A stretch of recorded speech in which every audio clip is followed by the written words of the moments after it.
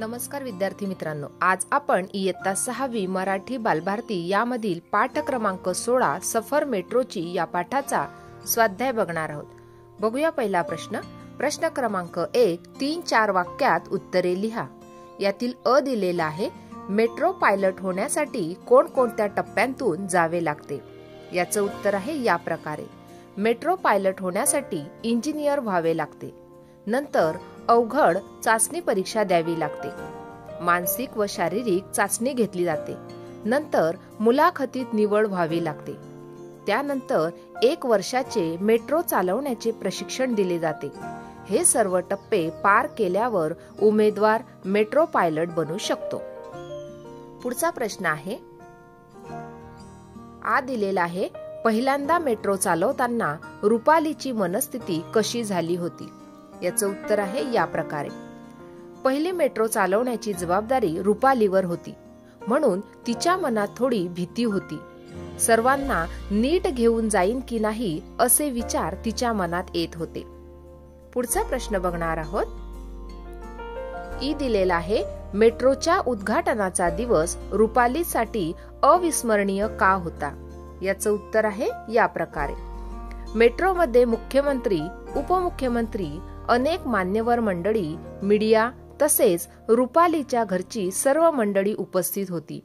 या सर्वांना रुपालीला मेट्रोमधून घेऊन जायचे होते, म्हणून मेट्रोच्या उद्घाटनाचा दिवस रुपालीसाठी अविस्मरणीय झाला होता। पुढचा प्रश्न बघणार आहोत। प्रश्न क्रमांक 2, मेट्रो बाबतीत पुढील मुद्द्यांवर थोडक्यात माहिती लिहा। बघा, आता या ठिकाणी काही मुद्दे दिलेले आहे। या प्रत्येक मुद्द्यावर आपल्याला माहिती लिहायची आहे। पहिला मुद्दा आहे केबिन। बघा, या प्रकारे आपण ती माहिती लिहिणार आहोत। केबिन बद्दल माहिती लिहितोय या प्रकारे। केबिन ही मेट्रो चालवणाऱ्या पायलटसाठी असते। ती मेट्रोच्या दोन्ही बाजूंना असते। केबिन मध्ये मेट्रो चालवण्याची पूर्ण यंत्रणा बसवलेली असते। दुसरा पॉइंट आहे कॅमेरे। मेट्रोच्या डब्यात व स्टेशनवर सीसीटीव्ही कॅमेरे लावलेले असतात। हे कॅमेरे प्रवाशांच्या सुरक्षिततेसाठी लावलेले असतात। तिसरा पॉइंट आहे मेट्रोचा प्रवास। आता या संदर्भात आपण माहिती लिहिणार आहोत। मेट्रोचा प्रवास हा आनंददायी व सुखकारक आहे। पावसाळ्यात मेट्रोतून प्रवास करताना ढगातून तरंगत जात असल्याचा अनुभव येतो, तर बोगद्यातून जाताना जगाशी संपर्क तुटल्यासारखा भासतो। पुढचा पॉइंट आहे जिने। प्लॅटफॉर्म चढण्यासाठी आणि उतरण्यासाठी सरकते जिने असतात। पुढचा पॉइंट बघणार आहोत, दरवाजे। स्टेशन आल्यावर मेट्रोच्या डब्यांचे दरवाजे आपोआप उघडतात आणि ते पायलटला बंद करावे लागतात। टोकन किंवा प्रीपेड कार्ड मशीनवर टाकल्यानंतरच मेट्रोचे दरवाजे उघडतात व मगच प्लॅटफॉर्मवर जाता येते। पुढचा पॉइंट आहे प्रवासी संख्या। मेट्रोत एका वेळी साधारणतः 1500 प्रवासी प्रवास करू शकतात। पुढचा पॉइंट आहे इंजिन। मेट्रोला दोन्ही बाजूंना इंजिन असते। त्यातील तंत्रज्ञान अत्याधुनिक असते। इंजिन पायलटच्या केबिन मध्ये असते। पुढचा पॉइंट आहे तिकीट। मेट्रोच्या तिकिटाला टोकन म्हणतात। दररोज प्रवास करायचा असल्यास प्रीपेड कार्डही मिळते। प्रीपेड कार्डमध्ये भरलेले पैसे प्रवासानुसार संपत जातात। ते संपले की पुन्हा मेट्रोच्या तिकीट विंडोवर जाऊन त्यात पैसे भरायचे असतात। टोकन किंवा प्रीपेड कार्ड प्रवास करताना जरुरीचे असते। पुढचा पॉइंट बघणार आहोत। प्रश्न क्रमांक 3, खालील आकृती पूर्ण करा। आता या ठिकाणी काही मेट्रोची वैशिष्ट्ये आपल्याला लिहायची आहे। बघा, या प्रकारे पहिलं वैशिष्ट्य आहे अत्याधुनिक यंत्रणा। दुसरं वैशिष्ट्य आहे स्टेनलेस स्टीलचे डबे। तिसरं वैशिष्ट्य आहे वातानुकूलित 4 डबे।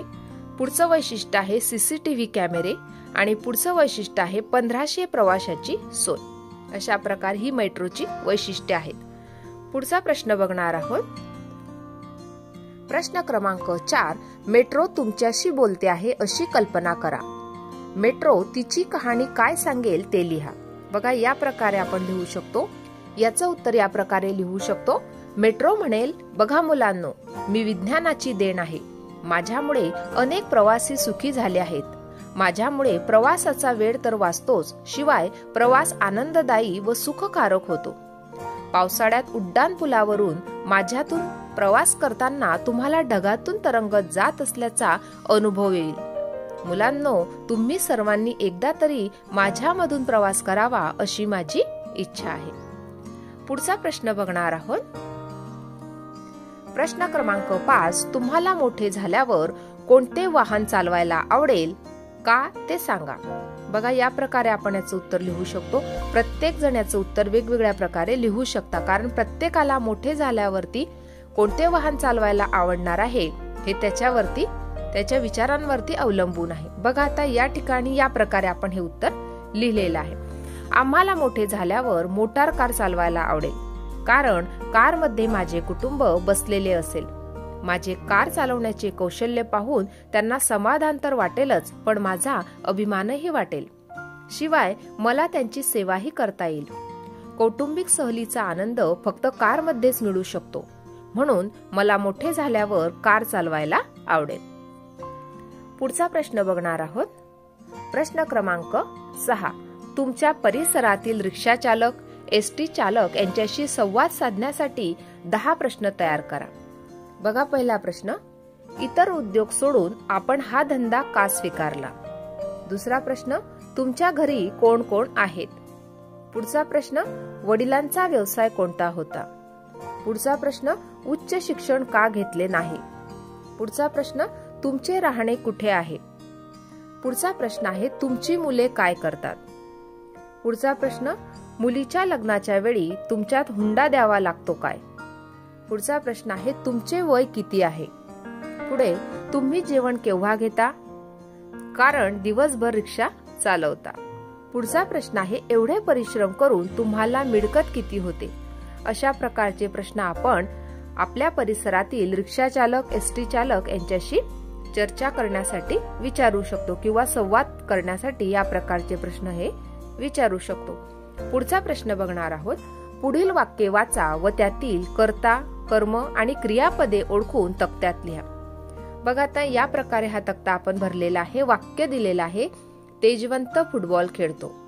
या ठिकाणी तेजवंत हा आहे कर्ता, फुटबॉल आहे कर्म आणि खेळतो आहे क्रियापद. पुढचं, शिक्षक कविता गातात.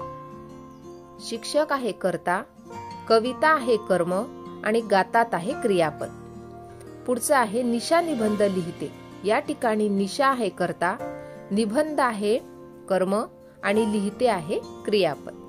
पुढचं, जोसेफ रस्त्यात पडला. या ठिकाणी जोसेफ कर्ता आणि पडला हे क्रियापद. पुढचं, दादा घरी आला. या ठिकाणी दादा आहे कर्ता आणि आला आहे क्रियापद. पुढचं, सुरेश उद्या पुण्याला जाईल. या ठिकाणी सुरेश आहे कर्ता आणि जाईल आहे क्रियापद. अशा प्रकारे आज आपण या पाठाचा स्वाध्याय पाहिला. आजचा व्हिडिओ कसा वाटला ते नक्की कॉमेंट करून कळवा आणि व्हिडिओला लाईक, शेअर आणि सबस्क्राईब करायला विसरू नका. धन्यवाद.